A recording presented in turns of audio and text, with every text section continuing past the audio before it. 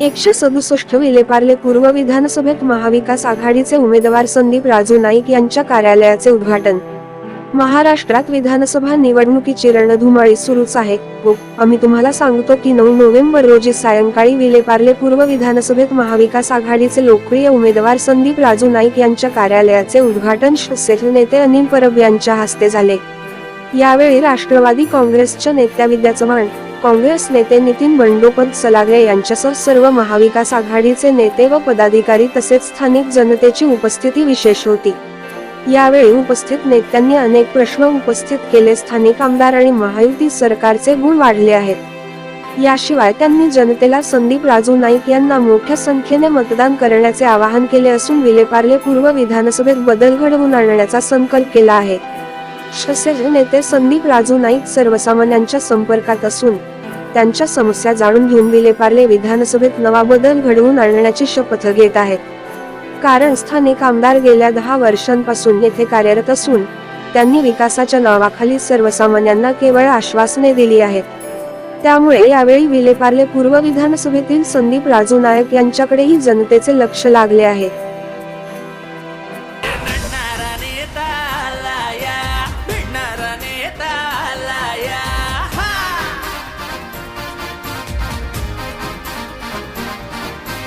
लढणारा नेता आलाया, भिडणारा नेता आलाया, नव्या दमाचा भल्या मनाचा लढणारा नेता आलाया। भगत्या मशालीसाठी झाला भव्याचा हा पाईक, तुमच्या आमच्या मनातला भावी आमदार संदीप नाईक, तुमच्या आमच्या मनातला भावी आमदार संदीप नाईक, तुमच्या आमच्या मनातला भावी आमदार संदीप नाईक, तुमच्या आमच्या मनातला भावी आमदार संदीप नाईक।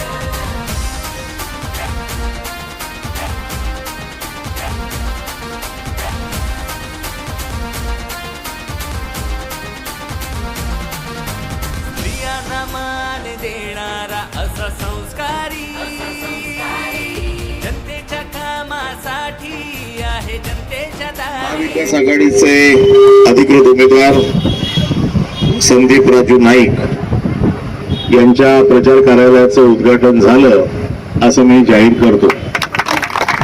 आणि आजपासून या कार्यालयातला निवडणुकीची सूत्र सगळे सांभाळली जातील। कार्यकर्त्यांना जो समन्वय साधायचा असतो तो इकडून साधला जाईल। आज कुठलंही मार्गदर्शन नाही, कारण आता तुम्ही मार्गदर्शन वगैरे सगळं झालेलं आहात, सगळे तरबेज आहात। तुम्हाला सरळ आता लोकांमध्ये जायचंय। तुमचा जास्त वेळ न घेता मी फक्त एवढंच सांगेन की ही संधी आलेली आहे आपल्याला महाविकास आघाडीला की सगळ्या पक्षाच्या लोकांनी घटक पक्ष एकत्र येऊन या विभागात जी काय एक समज आहे लोकांचा, इकडे भारतीय जनता पक्षापेक्षा दुसरा कुठला पक्ष नाही, तो या वेळेला हे दाखवून द्यायचंय की इकडे महाविकास आघाडीचा उमेदवार आम्ही कार्यकर्त्यांच्या ताकदीवरती निवडून आणू शकतो, हे दाखवण्याची संधी आलेली आहे।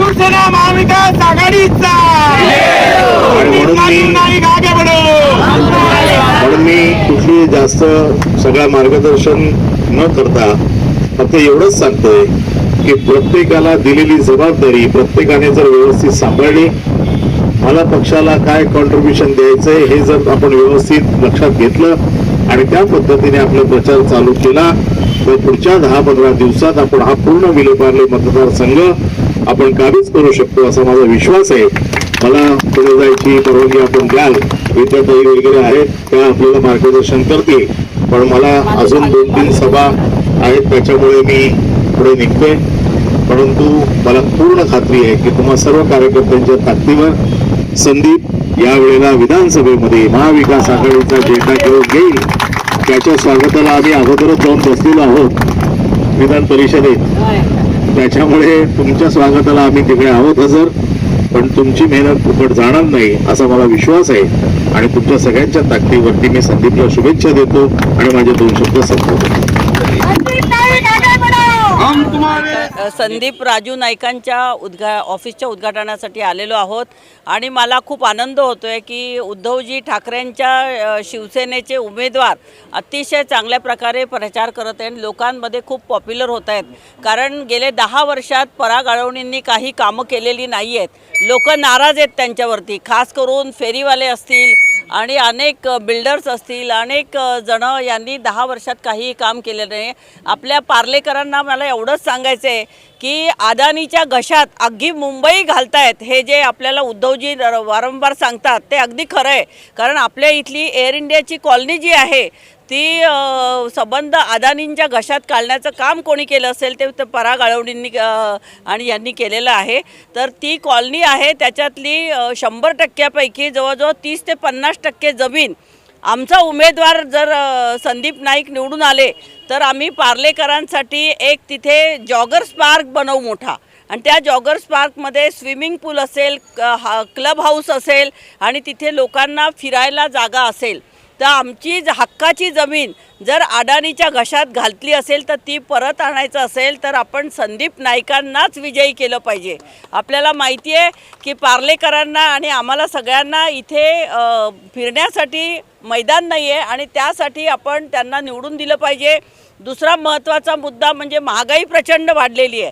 आज इथे महिला मोठ्या प्रमाणात बसलेल्या आहेत. महिलांना मला आठवण करून द्यायची आहे की आमचं सरकार असताना सिलेंडर 400 रुपयाला मिळायचं, ते सिलेंडर आज 1200 रुपयापर्यंत गेलेलं आहे. म्हणजे दर महिन्याला प्रत्येक महिलेकडनं 800 रुपये घेण्यात आलेले आहेत. वर्षाला 9600 रुपये एका महिलेकडनं फक्त सिलेंडरमध्ये जास्ती घेतलेले आहेत. म्हणजे 5 वर्षामध्ये 48,000 एका महिलेकडनं जास्ती घेतलेले आहेत. हे 50-50 कोटीचे खोके घेऊन उद्धवजी मुख्यमंत्री असताना त्यांचं सरकार पाडून हे सत्तेवर बसलेले आहेत आणि हे लबाडांचं आणि गद्दारांचं सरकार आहे. तर हे आता आपल्याला निवडणुका जवळ आल्यावर लाडकी बहीण म्हणून 1,500 रुपये देते. तर त्यांना सांगायचं आहे की तुम्ही महागाई वाढवली आणि 48,000 आमच्याकडनं 5 वर्षात जास्ती घेतलेले आहे आणि तुम्ही आता आम्हाला 1,500 रुपये देताय. आम्हाला तुम्ही भिकारी समजता का आणि आम्हाला लाडकी बहीण म्हणता का? आम्हाला तुमचं खरं रूप माहिती आहे. आपलं सरकार जर आलं तर आपण परवा माहिती आहे BKCमध्ये मोठी मीटिंग झाली, आपली पंचसूत्री जाहीर झाली. त्या पंचसूत्रीमध्ये प्रत्येक बहिणीला महालक्ष्मी योजना म्हणजे प्रत्येक बहिणीला 3,000 रुपये महिन्याला आपण देणार आहोत. बेरोजगार तरुणांना 4,000 रुपये आपण देणार आहोत. शेतकऱ्याला आपण 3 लाख रुपये देणार आहोत आणि बसचा प्रवास महिलांसाठी फुकट करण्यात आलेला आहे. हा एवढा मोठा, आणि बेरोजगार युवकांना 4,000 रुपये स्टायपेंड आपण देणार आहोत. तर आपलं सरकार यांच्यापेक्षा जास्ती आपल्याला पैसे देणार आहे. त्यामुळे हे सरकार आपल्यासाठी फायद्याचं असणार आहे.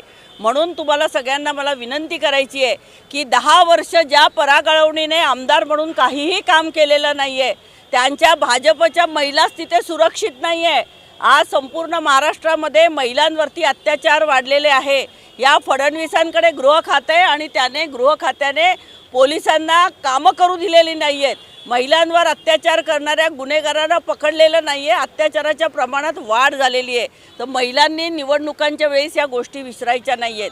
महागाई प्रत्येक गोष्टीमध्ये वाढलेली आहे. पेट्रोल डिझेलचे भाव वाढलेले आहेत. डाळ असेल, खाण्याचं तेल असेल, तांदूळ असेल, गहू असेल, घर कसं चालवायचं हा मोठा प्रश्न सगळीकडे पडलेला आहे. तर या सगळ्या मुलांना, आणि दुसरं म्हणजे मुलांना शिक्षण आपण फ्री करणार आहोत. आत्तापर्यंत मुलींना शिक्षण फ्री होतं, परंतु मुलांना पण शिक्षण मोफत देणार आहोत. तर असं हे चांगलं सरकार, आणि जर आपण संदीप नाईकांना निवडून दिलं तर निश्चितच एक आमदार म्हणून आम्ही सगळे त्यांना कायम मदत करणार आहोत. फक्त निवडणुकांच्या वेळीच नाही, आपल्या पार्ल्यातल्या आपल्या मतदारसंघामध्ये कुठलंही काम जर चांगलं नसेल तर ते चांगलं करण्यासाठी आम्ही त्यांच्यासोबत आहोत. आणि आपला मतदारसंघ मुंबईतला हा सगळ्यात चांगला मतदारसंघ असेल, लोकांना सुविधा देणारा असेल. इथे कोणाचे पाण्याचे प्रश्न असतील, कोणाला शौचालय नसतील, कोणाला बागा गार्डन नसतील किंवा शाळांची अवस्था चांगली नसेल तर तिथे आपण लक्ष घालणार आहोत. आणि आपण निवडून दिलेल्या आमदाराने चांगलं काम करावं. आपल्या इथे माहिती आहे एअरपोर्ट जवळ आहे, ते फनेल झोन आहे. अनेक मी स्वतः राहते त्या बिल्डिंगचं पण रिडेव्हलपमेंटचं काम अजून सुरू झालेलं नाही आहे.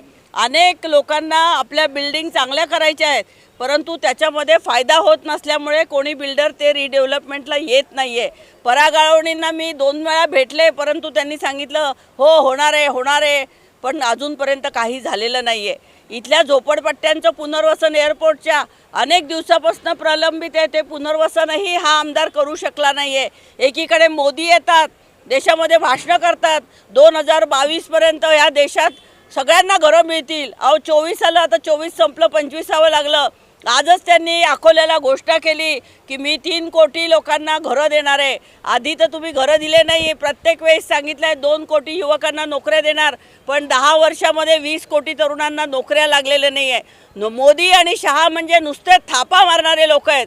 फक्त सगळा महाराष्ट्र, सगळे उद्योगधंदे गुजरातला पळवलेले आहेत.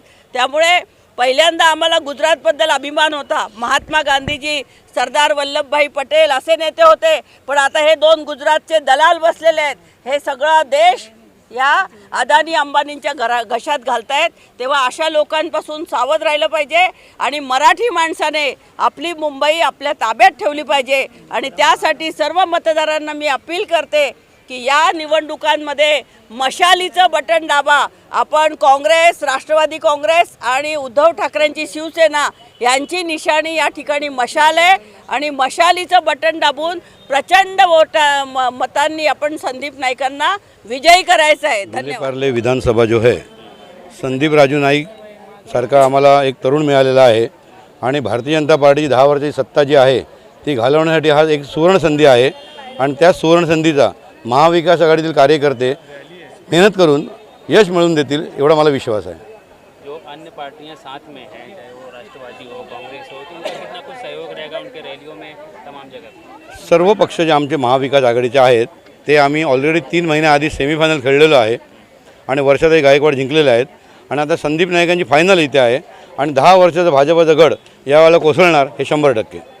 विलेपार्ले विधानसभाचे उमेदवार महाविकास आघाडीचे संदीप राजू नाईक यांना संपूर्ण प्रतिसाद जो जनतेचा मिळतो आहे, तो महाविकास आघाडीचा उमेदवार ह्या वेळेला विलेपार्लेला आपला भगवा झेंडा घेऊन, महाविकास आघाडीचा झेंडा घेऊन जे महाराष्ट्रात जे भ्रष्टाचार आणि गद्दार जे सरकार आहे त्याला संपवण्याचं काम आज विलेपार्ले इथून याची सुरुवात होणार आहे. मी संदीप राजू नाईक यांना खूप खूप शुभेच्छा देतो आणि येणाऱ्या काळात भावी आमदाराच्या ऐवजी आमदार हे शब्द त्यांच्यापुढे मानतो. विलेपार्ले विधानसभामध्ये संदीप राजू नाईक यांना जी तिकीट मिळालेलं आहे त्याच्याबद्दल आमचं सांगणं आहे की महाविकास आघाडी, काँग्रेस पक्षाचे तसेच NCP आणि राष्ट्रवादी आणि आम आदमीचे जेवढे कार्यकर्ते आहेत ते चिकाटीने ह्या कामासाठी लागले आहेत. आमचा काम एकदम चिकाटीने राहणार आहे आणि शेवटच्या बॉलपर्यंत आम्ही लढणार आहोत आणि हमखास आमची जीत आहे आणि संदीप राजू नाईक हे 100% पुढील आमचे विलेपार्लेचे आमदार होणार आहे हे आम्ही स्वयं घोषित करतो.